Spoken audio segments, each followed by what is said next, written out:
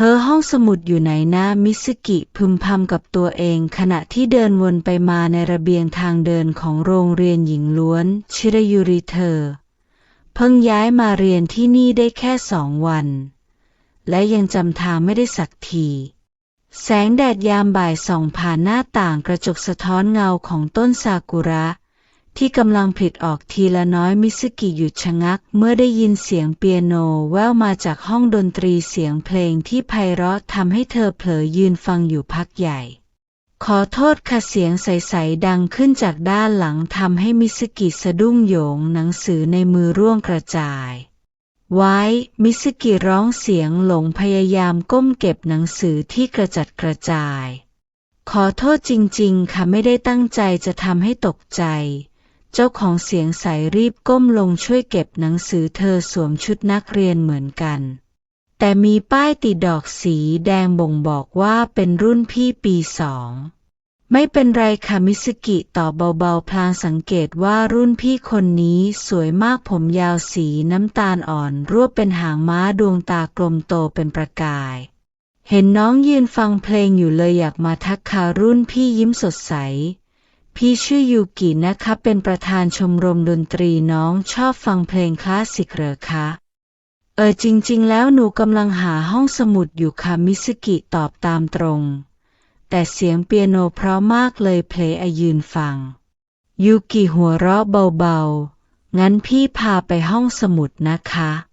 แต่ก่อนอื่นน้องชื่ออะไรคะมิสกิค่ะมิสกิยูกิทวนชื่อพลางส่งหนังสือเล่มสุดท้ายคืนให้อ้าวนี่มันบทกวีใต้แสงจันทร์นี่ค่ะพี่ก็ชอบเล่มนี้มากเลยดวงตาของมิสกิเป็นประกายขึ้นมาทันทีจริงเหรอคะหนูก็ชอบมากค่ะโดยเฉพาะบทที่เขียนถึงดอกไม้ในฤดูใบไม้ผลิใช่บทนั้นสวยมากเลยยูกิพยักหน้าเห็นด้วยก่อนจะชะงักเมื่อได้ยินเสียงกริ่งตายจริงคาบเรียนจะเริ่มแล้วเดี๋ยวพี่พาน้องไปห้องสมุดก่อนนะคะ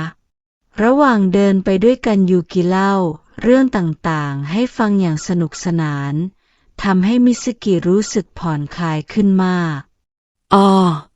ถ้าน้องสนใจวันนี้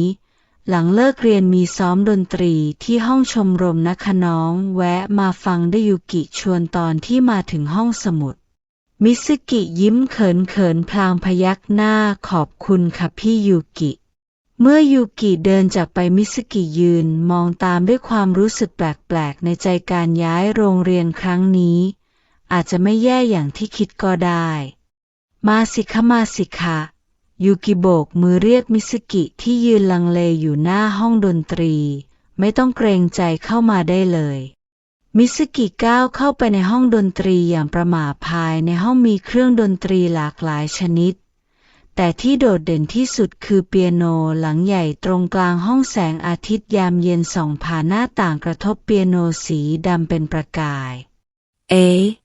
วันนี้ไม่มีใครมาซ้อมเหรอคะมิสกิถามเมื่อเห็นว่าในห้องมีแค่พวกเธอ2 คนวันนี้พี่ขอซ้อมพิเศษนะคะยูกิยิ้มกริ่มจริงๆแล้วพี่แต่งเพลงใหม่ไว้เพลงหนึ่งอยากให้น้องฟังเป็นคนแรกหนูเหรอคะมิสกิชี้ตัวเองแต่หนูไม่รู้เรื่องดนตรีเลยนะคะไม่เป็นไรหรอกค่ะยุกหัวเราะเบาๆบางทีคนที่ไม่รู้ทฤษฎีดนตรีกลับฟังด้วยหัวใจได้ดีกว่าซะอีกยูกินั่งลงที่เปียโนจัดท่าทางให้พร้อมแต่จู่ๆก็หันมาถามน้องมิสกิคะชอบฤดูไหนที่สุดคะฤดูใบไม้ผลิค่ะมิสกิตอบงงๆงั้นเพลงนี้ชื่อว่าความฝันในฤดูใบไม้ผลิคายูกิยิ้มก่อนจะเริ่มกดนิ้วลงบนคีย์เปียโน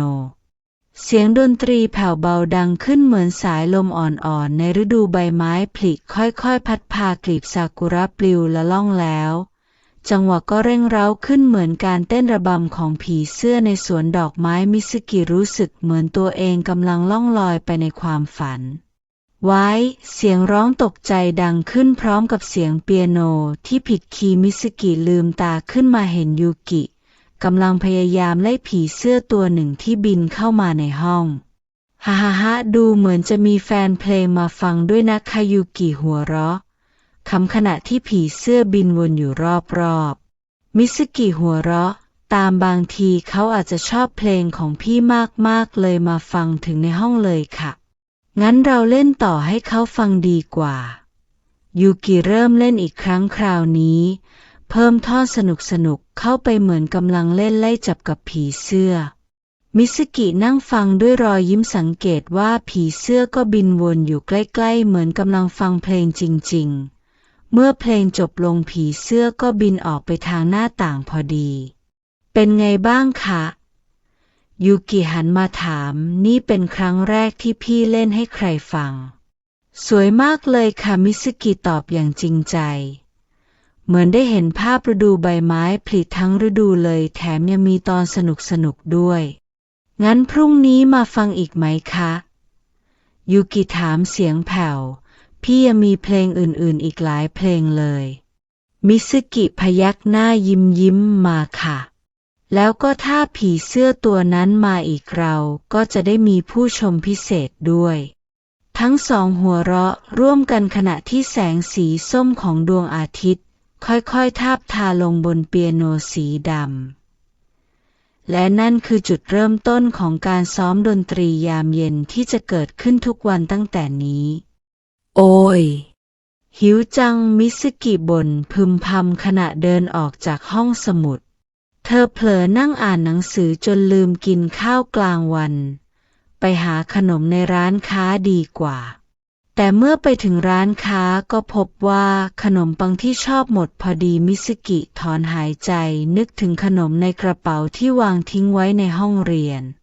เอาไงดีนะเธอเหลือบไปเห็นต้นแอปเปิลในสวนหลังโรงเรียนอ้าวนั่นมันต้นแอปเปิลที่พี่ยูกิบอกว่าลูกอร่อยนี่นามิซึกิเดินไปที่ต้นแอปเปิลแต่จู่ๆก็ได้ยินเสียงแปลกๆเหมือนเสียงสะอื้นเธอเดินตามเสียงไปอย่างระมัดระวังและพบยูกินั่งร้องให้อยู่หลังพุ่มไม้มือถือโทรศัพท์ไว้พี่ยูกิมิซึกิเรียกเบาๆมามิซึกิจังยูกิสะดุ้งรีบเช็ดน้ำตาพี่แค่มีฝุ่นเข้าตานะพี่คะมิซึกินั่งลงข้างๆหนูว่าฝุ่นคงไม่ทำให้ร้องให้ขนาดนั้นหรอกนะคะยูกินิ่งไปก่อนจะหัวเราะเศร้าๆน้องฉลาดจังจริงๆแล้ว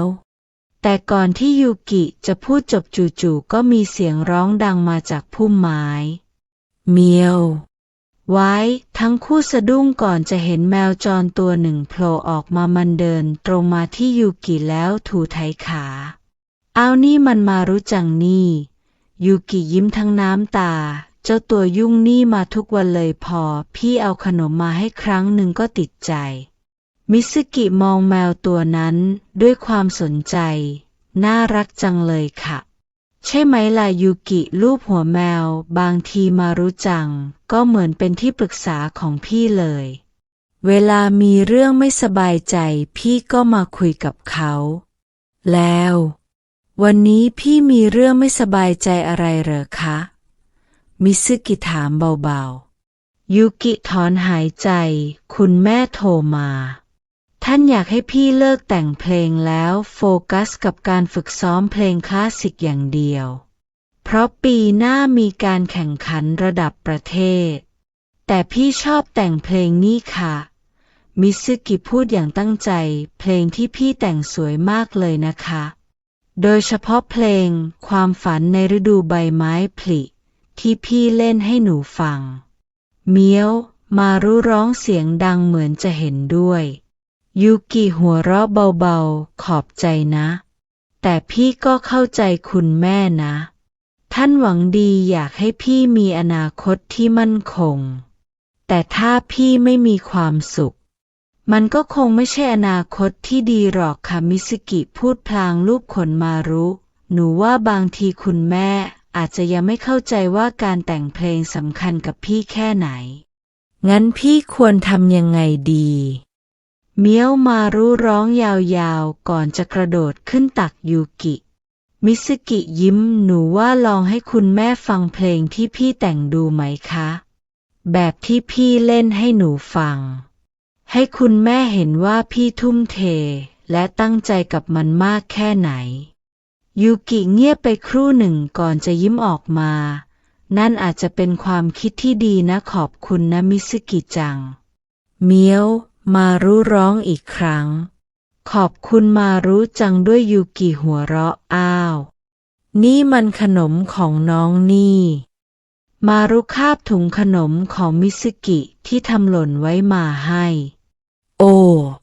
ขอบคุณค่ะมารุจังมิสกิรับถุงขนมมางั้นเรามาแบ่งขนมกันกินดีไหมคะหนูพี่ยูกิและมารุจัง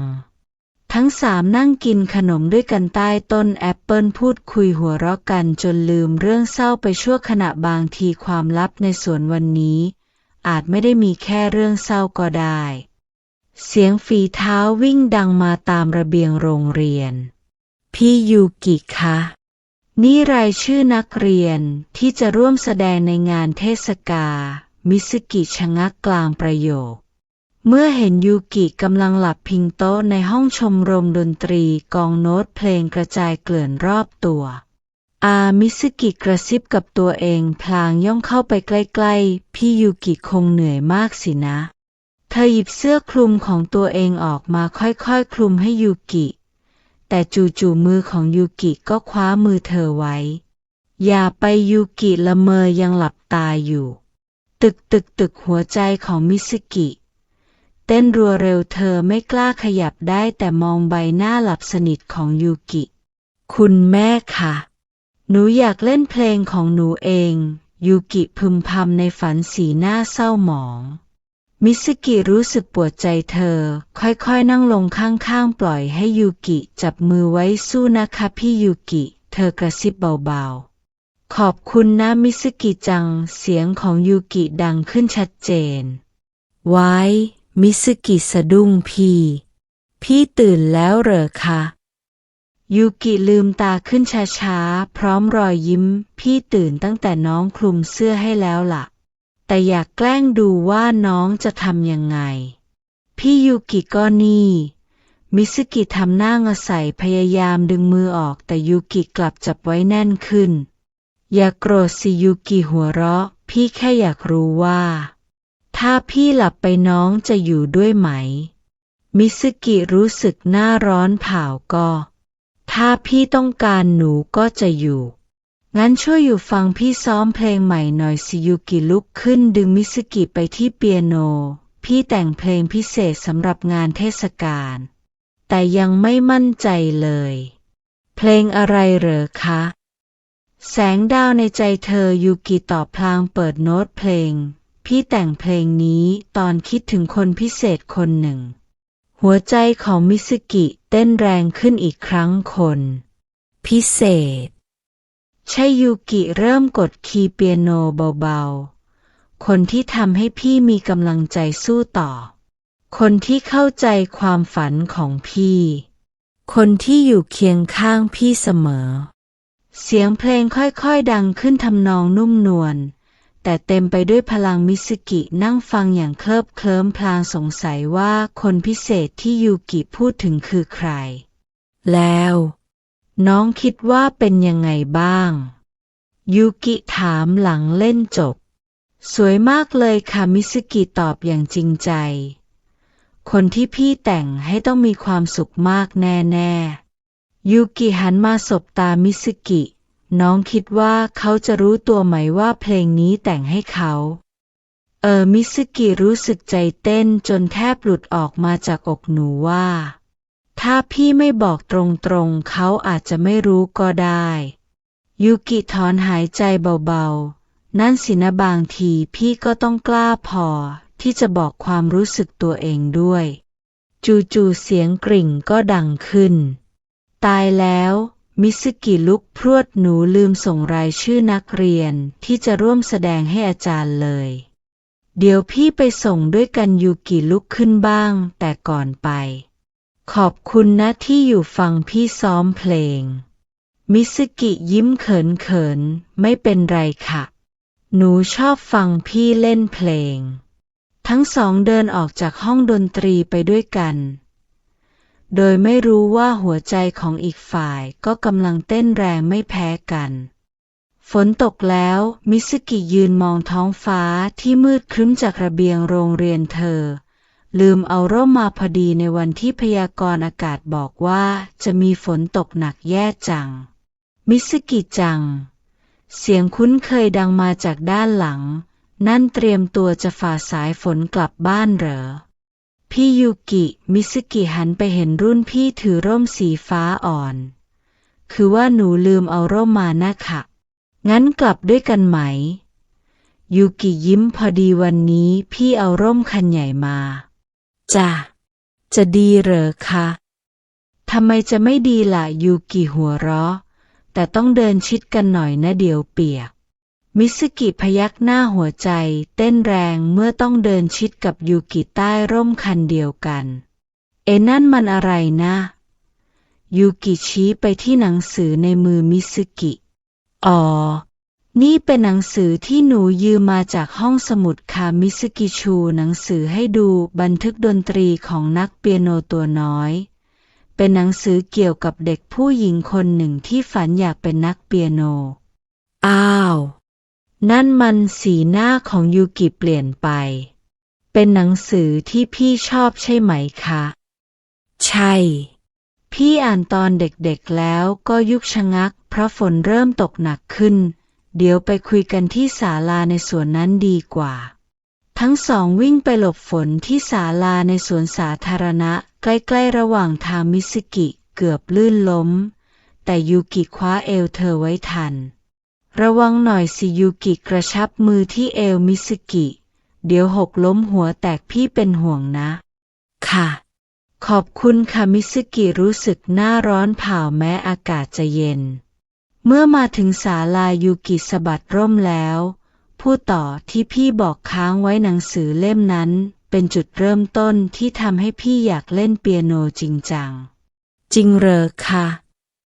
ใช่ตอนเด็กๆพี่เจอมาในห้องสมุดโรงเรียนประถมยูกินั่งลงบนม้านั่งพี่ประทับใจมากที่ตัวเอกในเรื่องไม่ย่อท้อแม้จะเจออุปสรรคมากมายแล้วพี่เริ่มเล่นเปียโนตั้งแต่ตอนนั้นเลยเหรอคะไม่หรอกตอนแรกที่บ้านไม่มีเงินซื้อเปียโนยูกิหัวเราะพี่เลยแอบไปซ้อมที่เปียโนเก่าๆในห้องดนตรีตอนพักเที่ยงทุกวันจนครูดนตรีมาเจอแล้วก็ช่วยสอนให้มิซึกิฟังด้วยความประทับใจแล้วคุณแม่ใช่พอคุณแม่รู้ว่าพี่มีพรสวรรค์ท่านก็สนับสนุนเต็มที่ยูกิถอนหายใจแต่บางทีการสนับสนุนมากเกินไปก็ทำให้พี่รู้สึกอึดอัดหนูเข้าใจค่ะมิซึกิพูดเบาๆจริงๆหนูก็เคยเจอแบบนั้นตอนที่หนูชอบอ่านการ์ตูนคุณพ่อคุณแม่ก็บอกว่าไม่มีประโยชน์อยากให้อ่านแต่หนังสือเรียนแล้วน้องทำยังไงหนูพยายามพิสูจน์ให้เห็นว่าการ์ตูนสอนอะไรหนูได้เยอะมิซึกิยิ้มพอหนูเอาสิ่งที่เรียนรู้จากการ์ตูนไปใช้ในการเขียนเรียงความจนได้รางวัลคุณพ่อคุณแม่ก็เริ่มเข้าใจยูกิฟังแล้วเงียบไปครู่หนึ่งบางทีพี่ก็ควรทำแบบน้องนะพิสูจน์ให้คุณแม่เห็นว่าการแต่งเพลงก็มีค่าไม่แพ้การเล่นเพลงคลาสสิกพี่ทำได้แน่นอนค่ะมิซึกิกำลังจะพูดต่อแต่จู่ๆก็จามฮัดเฉยหนาวเหรอยูกิถอดเสื้อคลุมของตัวเองออกคลุมให้มิซึกิแต่แล้วพี่ล่ะไม่เป็นไรหรอกยูกิขยับเข้ามาใกล้ขึ้นนั่งชิดๆกันแบบนี้ก็อุ่นแล้วมิซึกิรู้สึกหัวใจเต้นแรงแต่ก็รู้สึกอบอุ่นอย่างประหลาดอบอุ่นทั้งร่างกายและหัวใจทั้งสองนั่งคุยกันต่อเล่าเรื่องความฝันในวัยเด็กหัวเราะกับความทรงจำหน้าเขินในอดีตจนฝนซาลงแสงแดดลอดผ่านเมฆมาทีละน้อยเหมือนสายรุ้งจะออกแล้วนะคะมิซึกิชี้ไปที่ท้องฟ้าใช่สวยจังเลยยูกิยิ้มเหมือนความฝันที่ค่อยๆชัดเจนขึ้นมิซึกิมองยูกิแล้วยิ้มตามในใจคิดว่าวันฝนตกวันนี้ อาจเป็นหนึ่งในความทรงจำที่เธอจะไม่มีวันลืมมิซึกิมิซึกิมิซึกิสะดุ้งตื่นจากภวังค์เงยหน้าขึ้นจากกล่องข้าวที่แทบไม่ได้แตะซากุระเพื่อนสนิทตั้งแต่วันแรกที่ย้ายมาเรียนนั่งมองเธอด้วยสายตาขี้เล่นนี่เธอวันนี้เป็นครั้งที่3แล้วนะที่ฉันเห็นเธอนั่งเหม่อแถมยังไม่กินข้าวอีกขอโทษทีมิซึกิรีบตักข้าวเข้าปากไหนลองทายดูซากุระยกนิ้วขึ้นแต่คางทำท่าครุ่นคิดต้องเกี่ยวกับพี่ยูกิแน่ๆมิซึกิสำลักข้าวแม่ไม่ต้องตกใจขนาดนั้นก็ได้ซากุระหัวเราะยื่นน้ำให้เพื่อนเห็นชัดขนาดนี้ใครๆเขาก็รู้กันหมดแล้วล่ะชัดอะไรกันมิซึกิรีบปฏิเสธแก้มแดงกับฉันแค่อะไรแค่คิดถึงตอนที่พี่ยูกิเล่นเปียโนหรือแค่นึกถึงตอนที่เดินใต้ร่มด้วยกันวันก่อนหรือว่าพอแล้วมิซึกิปิดปากเพื่อนแต่มันก็แค่ความชื่นชมธรรมดานะซากุระถอนหายใจมิซึกิเธอจำได้ไหมตอนที่ฉันชวนไปดูหนังด้วยกันวันก่อนเธอบอกว่าอะไรนะก็ขอโทษที่ไม่ว่างเพราะต้องไปฟังพี่ยูกิซ้อมเพลงแล้วตอนที่ชวนไปกินขนมร้านใหม่ก็ต้องช่วยพี่ยูกิจัดโน้ตเพลงแล้วตอนที่โอเคเข้าใจแล้วมิซึกิยกมือยอมแพ้แต่มันก็ไม่ได้แปลว่าจู่ๆเสียงเพลงก็ดังมาจากห้องดนตรีที่อยู่ใกล้ๆมิซึกิหันไปมองทันทีดวงตาเป็นประกายเห็นไหมซากุระยิ้มอย่างรู้ทันแค่ได้ยินเสียงเปียโนเธอก็เปลี่ยนไปแล้วแต่มิซึกิกำลังจะแย้งแต่ก็ชะงักนึกถึงทุกครั้งที่หัวใจเต้นแรงเมื่ออยู่ใกล้ยูกิทุกครั้งที่รู้สึกอบอุ่นเมื่อได้ยินเสียงหัวเราะของยูกิรู้ไหมซากุระจับมือเพื่อนบางทีการที่เราสับสนกับความรู้สึกตัวเองก็เพราะเรากลัวที่จะยอมรับความจริงนะกลัวใช่กลัวว่าถ้ายอมรับแล้วทุกอย่างจะเปลี่ยนไปกลัวว่าจะทำให้มิตรภาพที่มีอยู่พังลงมิซึกินิ่งไปนึกถึงคำพูดของยูกิวันก่อนบางทีพี่ก็ต้องกล้าพอที่จะบอกความรู้สึกตัวเองงั้นฉันควรทำยังไงดีมิซึกิถามเบาๆลองถามตัวเองดูสิซากุระยิ้มอ่อนโยนว่าทำไมเธอถึงได้มีความสุขทุกครั้งที่ได้อยู่กับพี่ยูกิทำไมถึงอยากเห็นพี่เขายิ้ม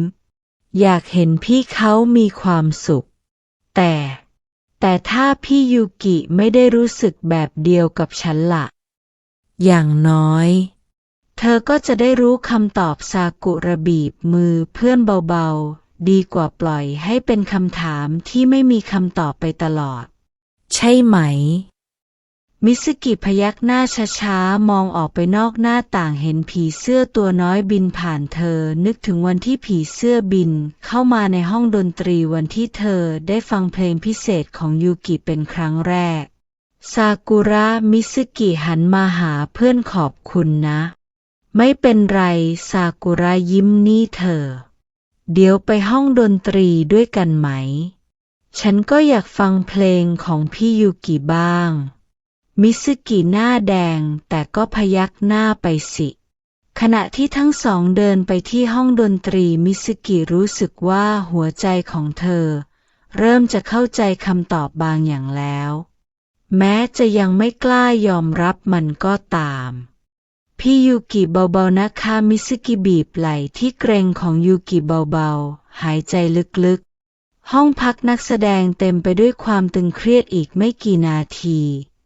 จะถึงการแสดงเดี่ยวเปียโนครั้งสำคัญของยูกิการแสดงที่จะพิสูจน์ให้คุณแม่เห็นว่าเธอสามารถเล่นได้ทั้งเพลงคลาสสิกและเพลงที่แต่งเอง มิซึกิจังยูกิหันมาจับมือมิซึกิไว้ถ้าพี่ทำพลาดล่ะถ้าทุกคนไม่ชอบเพลงที่พี่แต่งล่ะไม่มีทางหรอกค่ะมิซึกิส่งกำลังใจผ่านรอยยิ้มพี่ซ้อมมาเยอะขนาดนี้แต่รู้ไหมคะมิซึกิล้วงกระเป๋าหยิบอะไรบางอย่างออกมา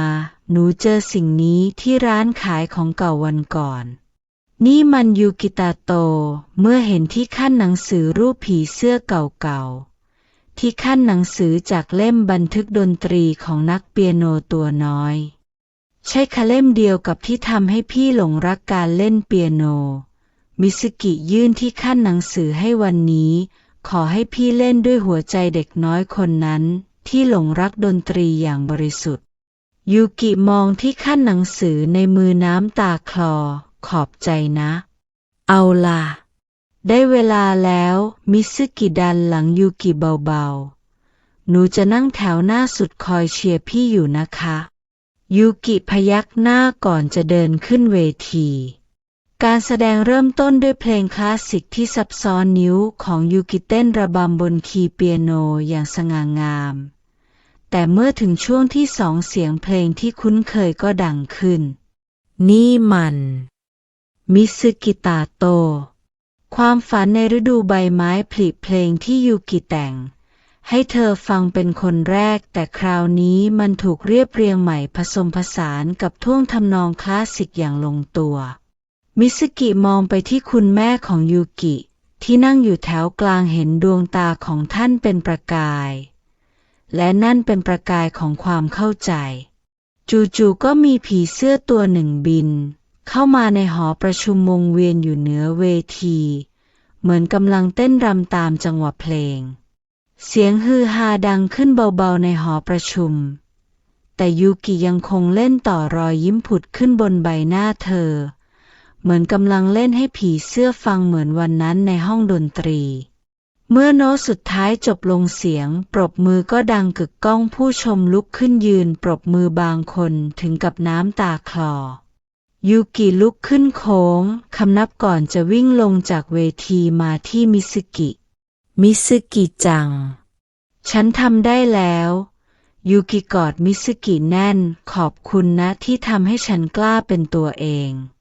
มิซึกิรู้สึกหัวใจเต้นแรงแก้มร้อนเผาแต่ก็กอดตอบเก่งมากเลยค่ะพี่ยูกิมิซึกิจังยูกิกระซิบข้างหูเพลงนั้นพี่แต่งให้น้องนะหามิซึกิพละออกหน้าแดงก่ำแต่ก่อนที่จะได้พูดอะไรต่อคุณแม่ของยูกิก็เดินเข้ามาลูกแม่ท่านกอดยูกิน้ำตาคลอแม่ขอโทษนะที่ไม่เคยฟังหัวใจลูกเพลงที่ลูกแต่งเพราะมากยูกิกอดคุณแม่แน่นขอบคุณค่ะแม่มิซึกิยืนมองด้วยรอยยิ้มแต่ใจยังเต้นไม่หยุดกับคำพูดของยูกิเมื่อครู่นี่มิซึกิเหรอคะคุณแม่ของยูกิหันมาขอบคุณนะจะที่คอยดูแลยูกิแม่ได้ยินเรื่องเธอจากยูกิบ่อยๆเลยคามิซึกิโค้งคำนับพยายามซ่อนความเขินอายผีเสื้อที่บินวนอยู่เหนือเวทีค่อยๆบินออกไปทางหน้าต่างเหมือนจะบอกว่าภารกิจของมันเสร็จสิ้นแล้วค่ำคืนนั้นทั้งยูกิและมิซึกินอนไม่หลับต่างคนต่างคิดถึงคำพูดและการกอดที่แลกเปลี่ยนกันรู้สึกถึงหัวใจที่เต้นแรงและความรู้สึกที่กำลังจะเบ่งบานเหมือนดอกไม้ในฤดูใบไม้ผลิพี่ยูกิคะเรื่องที่พี่บอกว่าแต่งเพลงให้หนูมิซึกิเขียนแล้วก็ขีดค่าพี่ยูกิตั้งแต่วันแรกที่เจอกันขีดค่าอีกหนูชอบพี่ขีดค่าหนักกว่าเดิมโธ่เอ๋ยมิซึกิขยำกระดาษเป็นก้อนกลมโยนลงตะกร้าที่ล้นไปด้วยกระดาษขยำเขียนจดหมายรักเหรอเสียงซากุระดังขึ้นจากด้านหลังไว้มิซึกิสะดุ้งไม่ใช่สักหน่อยแม่ไม่ต้องปฏิเสธหรอกซากุระหยิบกระดาษขยำใบหนึ่งขึ้นมาคลี่นี่ไงพี่ยูกิในใจของหนูมีแต่คืนมานะ มิสกิกระโจนใส่เพื่อนแย่งกระดาษคืนมาโอเคซากุระยกมือยอมแพ้แต่ทำไมไม่ลองเขียนในรูปแบบอื่นดูล่ะรูปแบบอื่นเธอชอบอ่านหนังสือไม่ใช่เหรอลองเขียนเป็นบทกวีดูไหมมิสกิชะงักนึกถึงหนังสือบทกวีใต้แสงจันทร์ที่เธอกับยูกิชอบนั่นมันความคิดที่ดีนะเธอหยิบกระดาษแผ่นใหม่ขึ้นมาเริ่มเขียนด้วยความตั้งใจในวันที่ฝนพรำใต้ร่มคันเดิมเราเดินเคียงกันไปหัวใจเต้นระรัวไม่รู้ว่าเพราะฝนหรือเพราะเธอเอาล่ะวันนี้ต้องส่งให้ได้มิซึกิพับจดหมายใส่ซองวาดรูปผีเสื้อเล็กๆที่มุมซองเธอรีบวิ่งไปที่ห้องดนตรีแต่พอถึงหน้าประตูก็ชะงักเสียงหัวเราะของยูกิดังมาจากข้างในจริงเหรอครับพี่ไมกิเสียงยูกิถามพี่จะย้ายไปเรียนที่อังกฤษเลยเหรอใช่จ้ะเสียงรุ่นพี่ปี 3ดังตอบแต่ก่อนไปพี่มีเรื่องอยากบอกยูกิมิซึกิรู้สึกใจหล่นวูบเธอแอบมองผ่านช่องประตูเห็นยูกินั่งอยู่ที่เปียโนและรุ่นพี่ไมกิยืนอยู่ข้างๆพวกเธอดูสนิทสนมกันมากคือว่าพี่ไมกิกำลังจะพูดต่อมิซึกิกำจดหมายในมือแน่นหันหลังวิ่งหนีไปแต่เธอวิ่งชนเข้ากับใครบางคนเข้าพอดีโอยมิซึกิจังเป็นอะไรหรือเปล่าเสียงของมารุโกะรุ่นพี่ในชมรมดนตรีดังขึ้นไม่มีอะไรค่ะมิซึกิรีบเช็ดน้ำตาที่เริ่มคลอแน่ใจนะมารุโกะเก็บซองจดหมายที่ตกอยู่ขึ้นมาอ้าวนี่มันจดหมายถึงยูกิอย่าเปิดนะคะมิซึกิรีบคว้าจดหมายคืนมารุโกะมองมิซึกิด้วยความเข้าใจน้องชอบยูกิเหรอมิซึกิก้มหน้าน้ำตาไหลมันไม่สำคัญแล้วล่ะค่ะดูเหมือนพี่ยูกิจะมีคนที่ชอบอยู่แล้วมารุโกะยิ้มน้องกำลังพูดถึงพี่ไมกิเหรอมิซึกิพยักหน้าโธ่ไม่ใช่อย่างที่น้องคิดหรอกมารุโกะหัวเราะพี่ไมกิแค่จะบอกลายูกิเพราะเขาเป็นรุ่นพี่คนแรกที่สอนเปียโนให้ยูกิตอนเข้าชมรมใหม่ๆจริงเหรอคะจริงสิแถมพี่ไมกิก็มีแฟนอยู่ที่อังกฤษแล้วด้วยมารุโกะยิ้มแต่รู้ไหมยูกิชอบเล่าถึงน้องให้พี่ฟังบ่อยๆเลยนะเอ๊ะใช่เธอบอกว่าน้องเป็นแรงบันดาลใจให้เธอกล้าที่จะเป็นตัวของตัวเองมารุโกะบอกพี่ว่าน้องลองส่งจดหมายนั่นดูสิบางทีน้องอาจจะได้คำตอบที่ดีก็ได้มิซึกิมองจดหมายในมือแต่อ้าวไปกันใหญ่แล้วเสียงยูกิดังมาจากห้องดนตรีมิซึกิจังทำไมมานั่งร้องให้ตรงนี้ล่ะพี่ยูกิมีอะไรหรือเปล่าทำไมตาแดงแบบนี้ยูกิรีบเข้ามาหาคือว่ามิซึกิมองไปรอบๆเห็นว่ามารุโกะหายไปแล้วนั่นจดหมายอะไรเหรอยูกิชี้ซองในมือมิซึกิกำจดหมายแน่นหัวใจเต้นรัวเธอนึกถึงคำพูดของมารุโกะนึกถึงทุกช่วงเวลาที่มีความสุขกับยูกิพี่ยูกิค่ะมิซึกิยื่นจดหมายให้มือสั่นนี่สำหรับพี่ยูกิรับจดหมายไปสังเกตเห็นรูปผีเสื้อที่มุมซองรอยยิ้มผุดขึ้นบนใบหน้าเธอยังไม่ได้ยินข่าวเหรอเสียงนักเรียนคนหนึ่งดังมาจากห้องน้ำพี่ยูกิจะย้ายไปเรียนที่เวียนนาเลยนะจริงดิอีกคนถามได้ทุนเหรอใช่ได้ยินว่าเขาประทับใจการแสดงครั้งล่าสุดมากมิซึกิที่กำลังล้างมืออยู่ชะงักจดหมายที่เพิ่งส่งให้ยูกิเมื่อวานยังไม่ได้รับคำตอบ แล้วตอนนี้มิซึกิ ซากุระวิ่งหน้าตื่นมาหาเธอได้ยินเรื่องพี่ยูกิ ฉันไม่อยากฟังแล้ว มิซึกิวิ่งหนีออกไปน้ำตาคลอ เธอวิ่งไปที่สวนหลังโรงเรียนที่เคยเจอมารุจังแมวจรตัวนั้น เมียว มารุจัง มิซึกิเห็นแมวจรตัวเดิมนอนอยู่ใต้ต้นไม้เธอเดินเข้าไปกอดมัน ฉันควรทำยังไงดี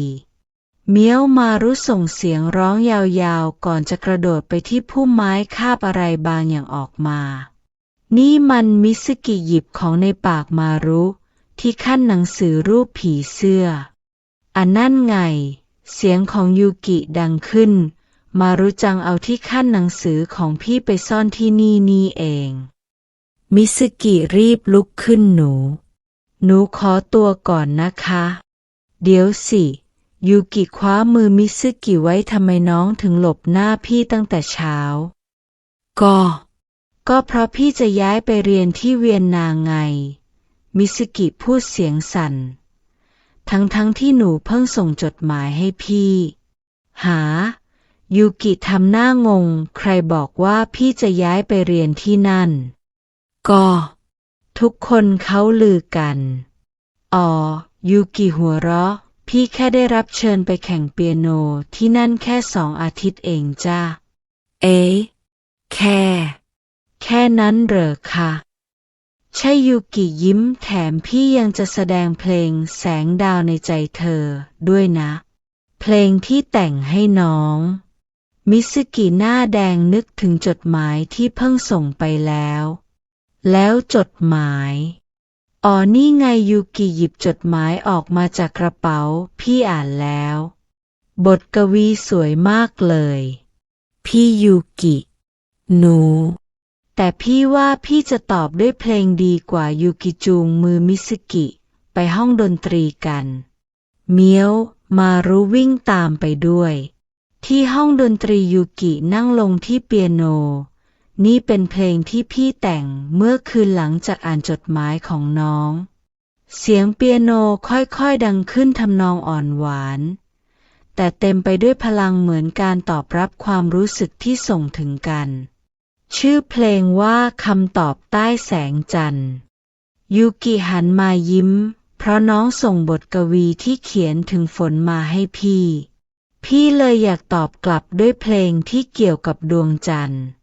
มิซึกิยืนฟังน้ำตาคลอรู้สึกโล่งใจที่ความเข้าใจผิดคลี่คลาย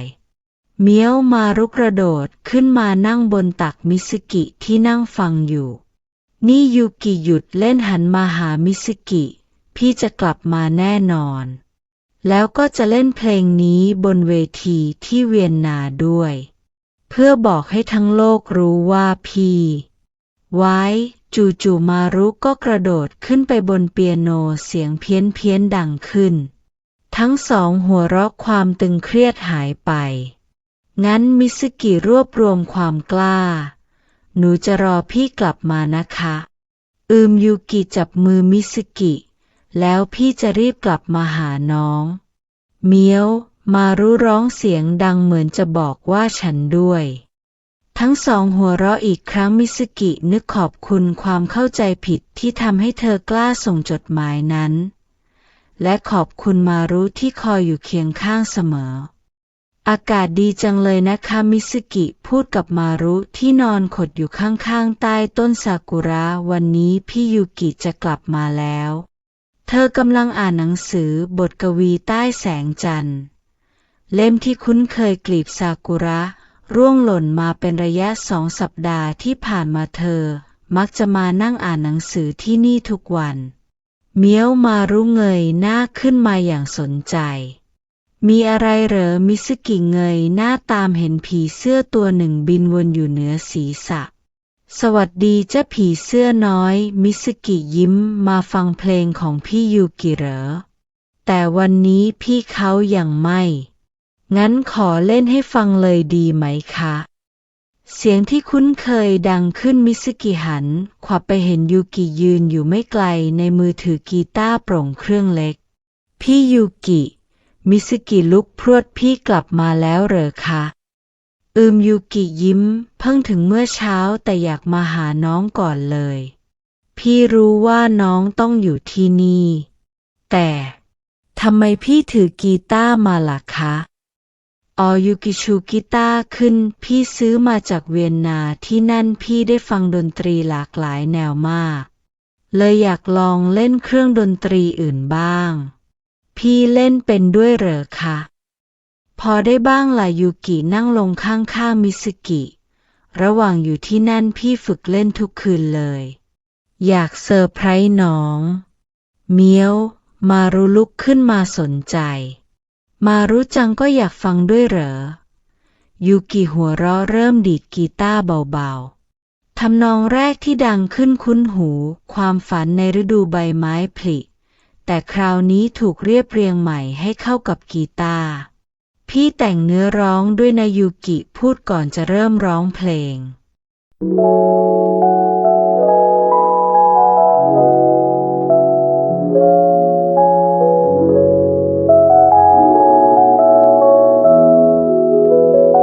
ในวันที่ดอกไม้เผลิบานฉันพบเธอใต้แสงตะวันหนังสือที่ร่วงหล่นวันนั้นนำพาให้เราได้พบกันมันผีเสื้อที่โบยบินพาความฝันให้มีชีวิตเสียงเปียโนและรอยยิ้มของเธอทำให้โลกของฉันสดใสขอเพียงได้เห็นเธอยิ้มความฝันของฉันก็สมบูรณ์เหมือนดอกไม้ที่เบ่งบานในฤดูใบไม้ผลิ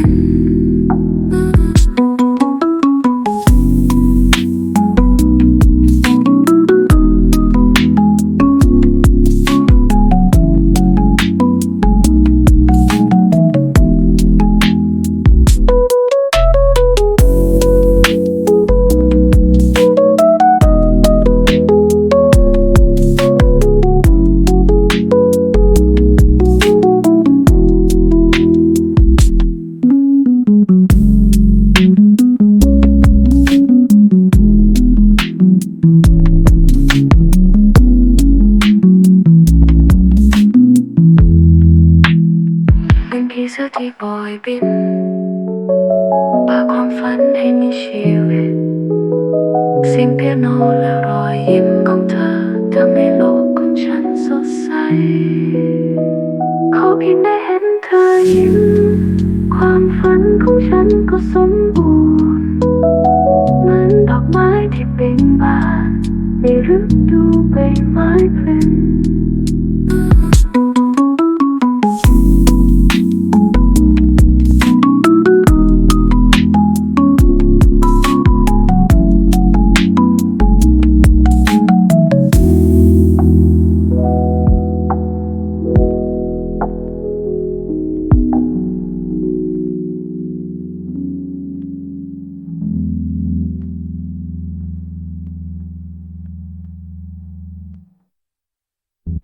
ผีเสื้อบินรอบๆราวกับเต้นรำตามจังหวะเพลงกลีบซากุระร่วงหล่นเป็นฉากหลังสวยงามมิซึกิฟังด้วยความประทับใจน้ำตาคลอชอบไหมคะยูกิถามหลังจบเพลงพี่ตั้งใจฝึกมาเลยนะ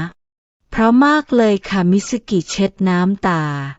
แต่ทำไมพี่ถึงอยากเรียนเล่นกีตาร์ด้วยล่ะเพราะยูกิวางกีตาร์ลงหยิบหนังสือในมือมิซึกิมาดูในหนังสือเล่มนี้มีบทกวีบทหนึ่งที่บอกว่าความรักเหมือนดนตรีที่มีหลากหลายแนวแต่ละแนวก็มีความงามในแบบของตัวเองพี่ยูกิพี่เลยคิดว่าเหมือนกับที่พี่ไม่ควรจำกัดตัวเองแค่เปียโนความรักของพี่ก็ไม่ควรถูกจำกัดด้วยกรอบของใครหมายความว่ามิซึกิจังยูกิจับมือมิซึกิพี่ชอบน้องนะชอบในแบบที่อาจจะแตกต่างจากที่คนอื่นเข้าใจแต่มันเป็นความรู้สึกที่จริงใจที่สุดมิซึกิรู้สึกหัวใจเต้นแรงหนูก็ชอบพี่เหมือนกันค่ะเมียวมารุร้องยาวๆทำให้ทั้งคู่หัวเราะ จริงสิยูกิล้วงกระเป๋าพี่มีของฝากให้ด้วยเธอหยิบที่ขั้นหนังสือ2 อันออกมาอันหนึ่งรูปผีเสื้ออีกอันรูปโน้ตดนตรีซื้อมาจากเวียนนาคู่กันเลยนะมิสกิรับมาดูเห็นว่าเมื่อเอามาวางข้างกันภาพผีเสื้อและโน้ตดนตรีจะรวมกันเป็นรูปหัวใจสวยจังเลยค่ะมิสกิยิ้มน้ำตาคลอเหมือนพวกเราเลยใช่ไหมล่ะยูกิเอื้อมมือไปเช็ดน้ำตาให้มิสกิต่างกัน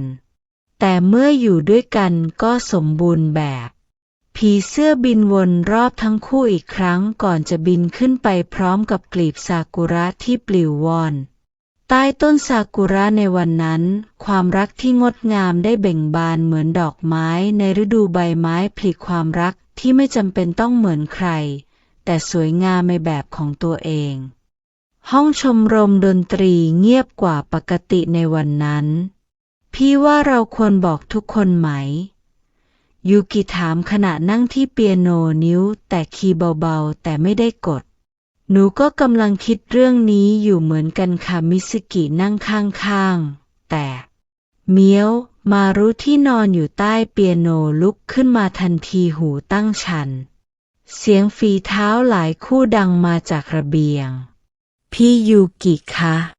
มิสกิจังเสียงสมาชิกชมรมดนตรีดังมาพร้อมกันพวกเขาพลูเข้ามาในห้องพวกเรามีอะไรจะบอกคามารุโกะรุ่นพี่ในชมรมพูดขึ้นมิสกิกับยูกิมองหน้ากันอย่างตกใจคือว่ามารุโกะยิ้มพวกเรารู้เรื่องของพี่ยูกิกับมิสกิมาตั้งนานแล้วล่ะค่ะเอ๊ะทั้งคู่อุทานพร้อมกันก็ไมกิรุ่นพี่ปี3ยกมือขึ้นตอนที่พี่เห็นยูกิแต่งเพลงให้มิสกิครั้งแรกพี่ก็เห็นแววตาของยูกิแล้วมันต่างจากตอนแต่งเพลงปกติแล้วก็ตอนที่มิสกิมาดูพี่ยูกิซ้อมทุกวันสมาชิกคนหนึ่งเสริมแบบว่ามันน่ารักมากเลยนะ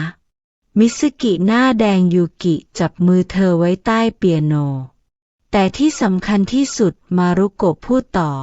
คือตอนที่พี่ยูกิเล่นเพลงแสงดาวในใจเธอในงานแสดงพวกเราทุกคนรู้สึกได้ถึงความรักที่ส่งผ่านบทเพลงนั้น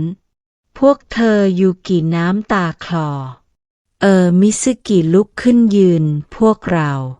ไม่ต้องกังวลหรอกซากุระที่ยืนอยู่หลังกลุ่มพูดขึ้นทุกคนเข้าใจและสนับสนุนความรักของพวกเธอนะจริงค่ะสมาชิกทุกคนพยักหน้าเห็นด้วยแต่มิสกิยังลังเลถ้าคนอื่นๆในโรงเรียนรู้ล่ะเธอกลัวเหรอซากุระเดินเข้ามาจับมือเพื่อนก็นิดหน่อยงั้นลองฟังเพลงนี้ไหมยูกิลุกขึ้นหยิบกีตาร์ที่วางอยู่มุมห้องเป็นเพลงที่พี่แต่งเมื่อวานเสียงกีตาร์ดังขึ้นพร้อมกับเสียงร้องของยูกิบางครั้งโลกอาจไม่เข้าใจความรักที่อยู่ในหัวใจแต่ถ้าเรากล้าที่จะเป็นตัวเองแสงดาวก็จะส่องนำทางสมาชิกชมรมทุกคนยิ้มบางคนถึงกับน้ำตาซึมขอเพียงมีเธออยู่เคียงข้างเราจะก้าวผ่านทุกทางด้วยความรักและความกล้าหาญที่อยู่ในใจเราเพราะมากค่ะพี่ยูกิมิสกิยิ้มทั้งน้ำตาเมียวมารุกกระโดดขึ้นมาบนตักมิสกิเห็นไหมซากุระหัวเราะแม้แต่มารุจังก็เข้าใจทุกคนหัวเราะบรรยากาศผ่อนคลายลงเอาล่ะมารุโกะตบมือพวกเรามีไอเดียจะช่วยพี่ยูกิกับมิสกิด้วยนะช่วยใช่พวกเราคิดว่าไมกิอธิบายถ้าจะให้ทุกคนเข้าใจความรักของพวกเธอวิธีที่ดีที่สุดก็คือการแสดงดนตรีทุกคนพูดพร้อมกันพวกเราอยากให้พี่ยูกิกับมิสกิแสดงด้วยกันในงานเทศกาลโรงเรียนมารุโกะเสนอพี่ยูกิเล่นเปียโน และร้องเพลงส่วนมิซึกิอ่านบทกวี แต่หนูไม่เคยแสดงต่อหน้าคนเยอะๆมิซึกิกังวลไม่เป็นไรนะยูกิจับมือมิซึกิผีเสื้อตัวหนึ่งบินเข้ามาทางหน้าต่างมาเกาะที่กีตาร์ของยูกิโอ้ทุกคนอุทานนี่ต้องเป็นสัญญาณที่ดีแน่ๆมิซึกิมองไปรอบๆเห็นรอยยิ้มและกำลังใจจากทุกคนเธอรู้สึกว่าความกลัวค่อยๆจางหายแทนที่ด้วยความกล้าที่จะเป็นตัวของตัวเองค่ะมิซึกิพยักหน้าเรามาแสดงด้วยกันนะคะพี่ยูกิยูกิยิ้มด้วยความรักและความกล้าหาญด้วยความรักและความกล้าหาญทุกคนพูดตามนั่นเป็นจุดเริ่มต้นของการเตรียมตัวครั้งใหญ่การแสดงที่จะบอกเล่าเรื่องราวความรักที่งดงามในแบบของพวกเธอไม่ไหวแล้วยูกิถอนหายใจขีดค่าโน้ตเพลงบนกระดาษทำไมวันนี้แต่งเพลงไม่ออกเลย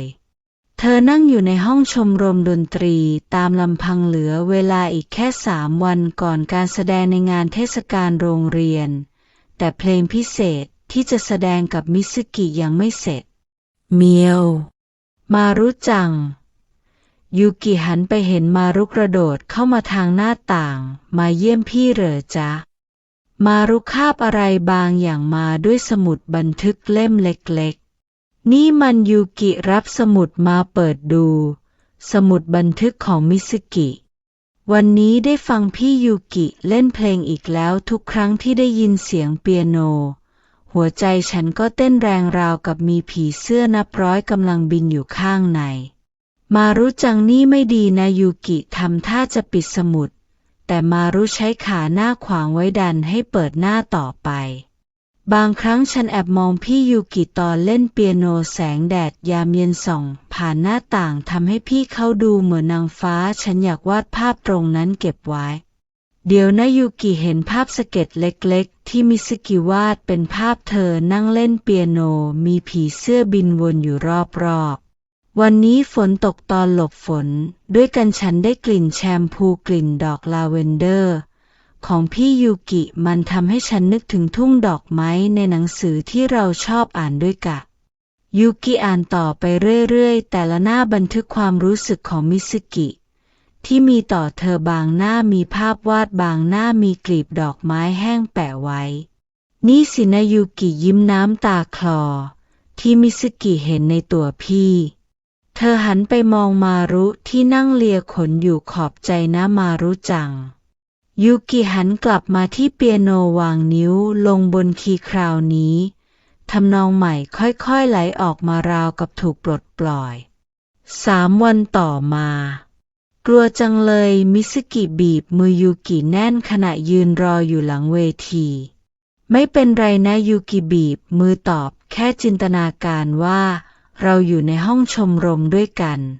แต่คนเยอะมากเลยงั้นลองนึกถึงผีเสื้อสิยูกิยิ้มเวลาพวกมันบินมาฟังเราเล่นเพลงมิซึกิหัวเราะเบาๆพี่ยูกิอ่านสมุดบันทึกของหนูใช่ไหมคะยูกิทำหน้าเจือนมารุจังเอามาให้นะหนูรู้ค่ะหนูเห็นมารุจังคาบไปมิซึกิยิ้มแต่ก็ดีเหมือนกันหนูจะได้ไม่ต้องกลัวที่จะบอกความรู้สึกทั้งหมดแล้ว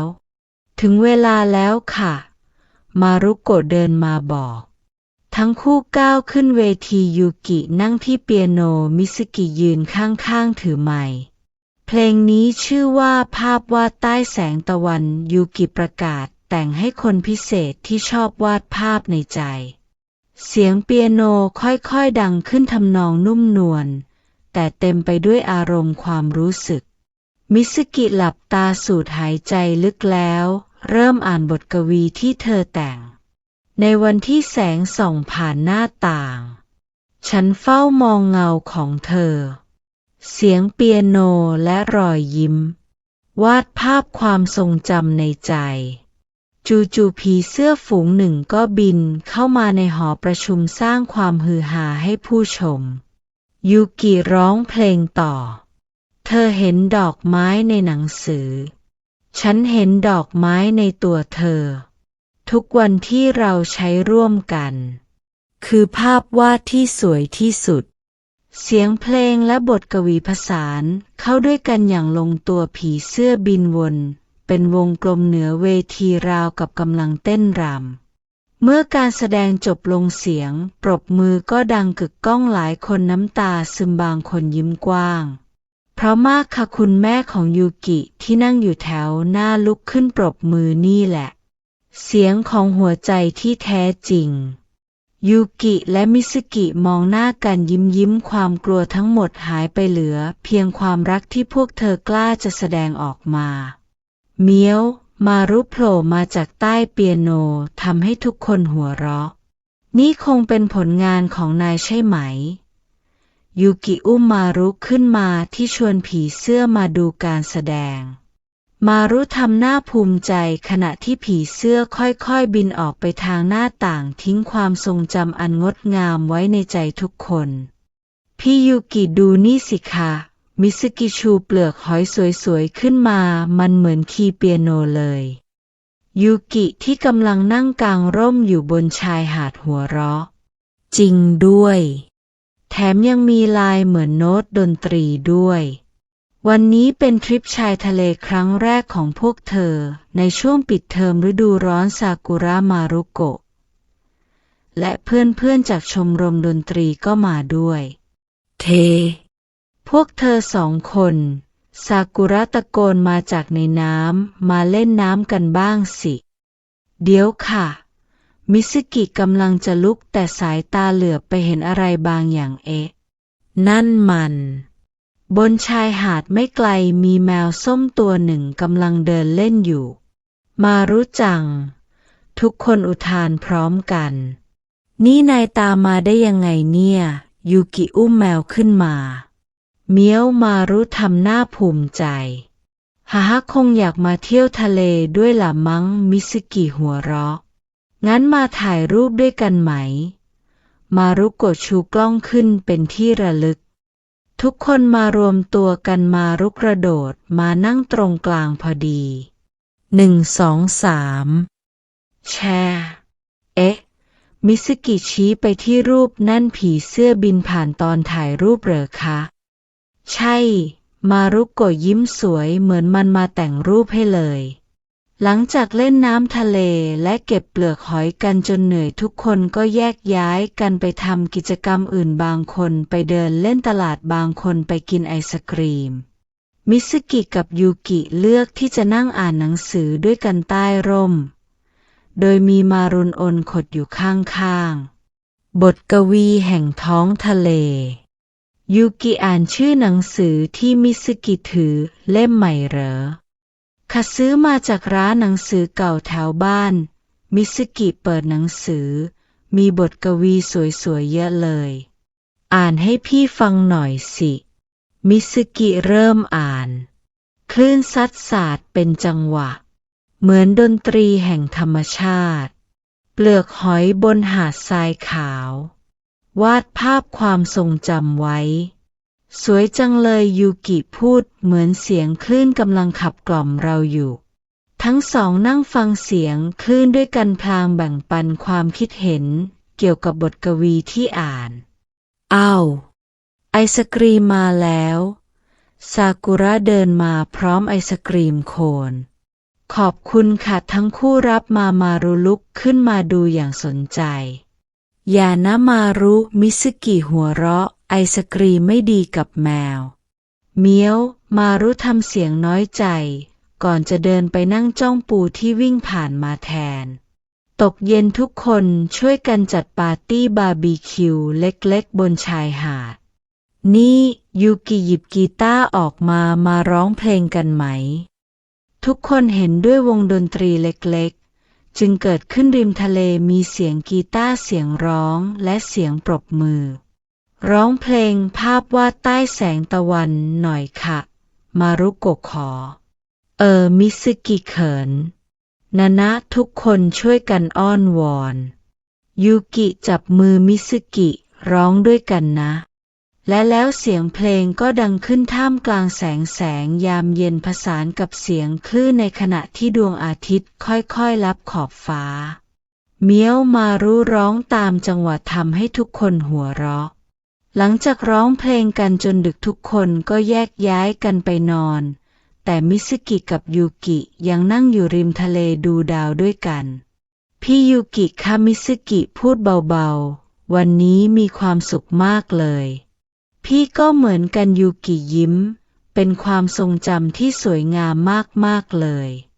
มิซึกิหยิบเปลือกหอยที่เก็บมาออกมาดูมันเหมือนโน้ตเพลงจริงๆด้วย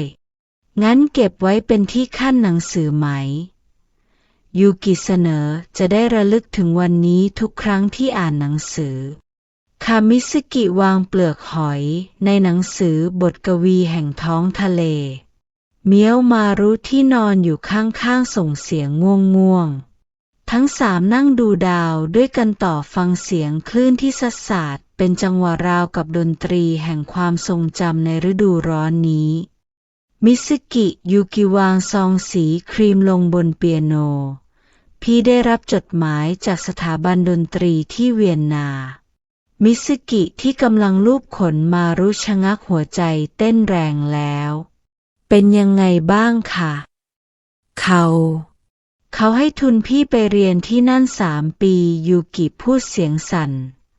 หลังจบมัธยมปลายเงียบมีเพียงเสียงลมพัดผ่านหน้าต่างห้องชมรมดนตรีนั่นดีใจด้วยนะคะมิซึกิฝืนยิ้มเป็นความฝันของพี่เลยนี่แต่ยูกิลุกจากเปียโนมานั่งข้างมิซึกิพี่ไม่อยากทิ้งน้องไปพี่ไม่ได้ทิ้งหนูนะคะมิซึกิจับมือยูกิพี่กำลังไล่ตามความฝันเหมือนที่พี่เคยสอนหนูให้กล้าที่จะเป็นตัวเองเมียวมารุร้องยาวๆก่อนจะกระโดดไปที่หน้าต่างท้องฟ้ากำลังมืดลงดาวดวงแรกเริ่มปรากฏน้องจำได้ไหมยูกิลุกขึ้นไปที่เปียโนเพลงแรกที่พี่เล่นให้น้องฟังเธอเริ่มกดคีย์เบาๆทำนองของความฝันในฤดูใบไม้ผลิดังขึ้นมิซึกิพยักหน้าน้ำตาคลอจำได้ค่ะวันนั้นมีผีเสื้อบินเข้ามาในห้องใช่ยูกิเล่นต่อแล้วน้องจำได้ไหมว่าพี่บอกอะไรน้องตอนเล่นจบบอกว่าบางทีคนที่ไม่รู้ทฤษฎีดนตรีกลับฟังด้วยหัวใจได้ดีกว่านั่นแหละยูกิหยุดเล่นหันมาหามิซึกิพี่ว่าเราก็เหมือนกันถึงจะอยู่ไกลกันแต่หัวใจเรายังใกล้กันเสมอพี่ยูกิพี่สัญญาว่าจะเขียนจดหมายถึงน้องทุกสัปดาห์ยูกิลุกมากอดมิซึกิจะส่งโน้ตเพลงที่แต่งใหม่มาให้แล้วก็จะกลับมาเยี่ยมทุกปิดเทอมแล้วหนูก็จะส่งบทกวีไปให้พี่มิซึกิกอดตอบจะเล่าเรื่องราวที่นี่ให้พี่ฟังเรื่องของมารุจังเรื่องของชมรมดนตรีเมียวมารุกระโดดมาคลอเคลียขาเห็นไหมยูกิหัวเราะทั้งน้ำตาแม้แต่มารุจังก็เข้าใจแล้วก็มิซึกิดึงสร้อยคอที่มีจี้รูปผีเสื้อออกมาหนูจะใส่สร้อยที่พี่ให้ทุกวันเพื่อเตือนใจว่าความรักของเราเหมือนผีเสื้อบินได้ไกลแค่ไหนก็ยังรู้ทางกลับบ้านยูกิต่อประโยคพลางสัมผัสจี้โน้ตดนตรีที่คอตัวเองจริงสิมิซึกินึกขึ้นได้หนูมีของจะให้พี่เธอหยิบสมุดเล่มเล็กๆออกมาหนูเริ่มเขียนนิยายค่ะเรื่องราวความรักของเด็กสาว2 คนที่พบกันในห้องดนตรีนี่มันยูกิเปิดดูเห็นภาพวาดประกอบฝีมือมิซึกิพี่เอาไปอ่านที่เวียนนาได้แล้วก็ถ้าพี่คิดถึงหนูก็เปิดอ่านได้มิซึกิจังยูกิอดมิซึกิแน่นขึ้นพี่จะตั้งใจเรียนให้เก่งๆแล้วกลับมาเล่นดนตรีให้น้องฟังแล้วหนูก็จะรอพี่กลับมามิซึกิไหลยูกิพร้อมกับนิยายเล่มต่อไป ดวงดาวค่อยๆปรากฏบนท้องฟ้ามากขึ้นผีเสื้อกลางคืนตัวหนึ่งบินผ่านหน้าต่างมารุนั่งมองด้วยความสนใจดูนั่นสิยูกิชี้แม้แต่ในความมืดก็ยังมีผีเสื้อบินอยู่เหมือนความรักของเรามิซึกิยิ้มทั้งน้ำตาที่จะสวยงามเสมอไม่ว่าจะอยู่ไกลแค่ไหน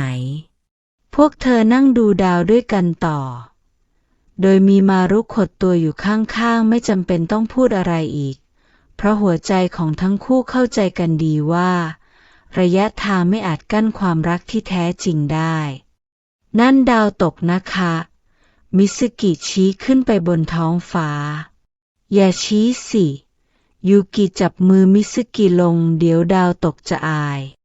ทั้งสองหัวเราะคิกคักพวกเธอนั่งอยู่ในสวนหลังโรงเรียนใต้ต้นแอปเปิลต้นเดิม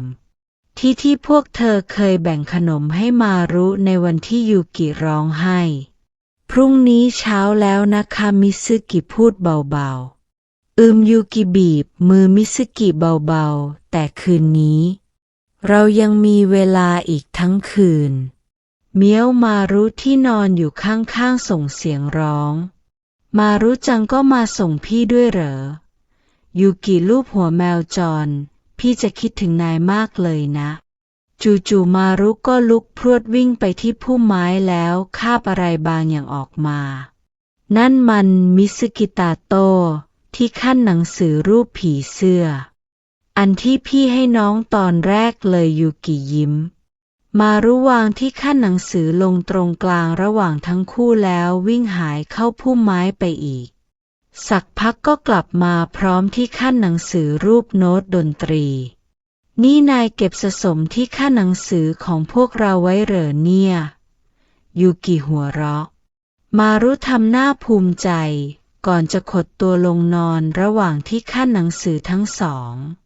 พี่ว่ามารุจังคงอยากบอกว่าถึงพวกเราจะแยกจากกันแต่ก็ยังเชื่อมต่อกันเสมอมิซึกิพูดเหมือนที่ขั้นหนังสือสองอันนี้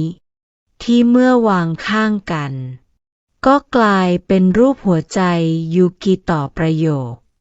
แสงจันทร์สาดส่องลงมาทำให้ที่ขั้นหนังสือทั้งสองเป็นประกายพี่ยูกิคะมิซึกิหยิบซองจดหมายออกมานี่จดหมายฉบับแรกของหนูแต่พี่ยังไม่ได้ไปเลยนะยูกิรับซองมาหนูรู้ค่ะแต่อยากให้พี่อ่านตอนอยู่บนเครื่องบินจะได้ไม่เหงายูกิยิ้มหยิบกีตาร์ที่วางอยู่ข้างๆขึ้นมางั้นพี่ก็มีอะไรจะให้น้องเหมือนกันเธอเริ่มดีดกีตาร์เบาๆเป็นทำนองที่มิซึกิไม่เคยได้ยินมาก่อนเพลงใหม่เหรอคะใช่ค่ะชื่อว่าสัญญาใต้แสงจันทร์ยูกิเริ่มร้องแม้ดวงดาวจะอยู่ไกลแต่แสงยังส่องถึงกันเหมือนใจเราสองคนที่ผูกพันไม่มีวันจากขอสัญญาใต้แสงจันทร์ว่าจะกลับมาหากันความรักของเราจะงดงามเหมือนคืนนี้ตลอดไป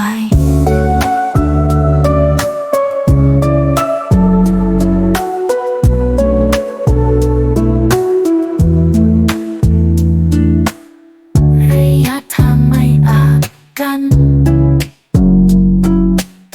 หัวใจที่รักกันจริงเหมือนผีเสื้อที่ป่วยบินจะกลับมาพบกันใหม่ใกล้แสงจันทร์ดวงเดียวกันเราจะนับดาวด้วยกันความรักของเราจะเบ่งบานงดงามกว่าเดิมทุกวัน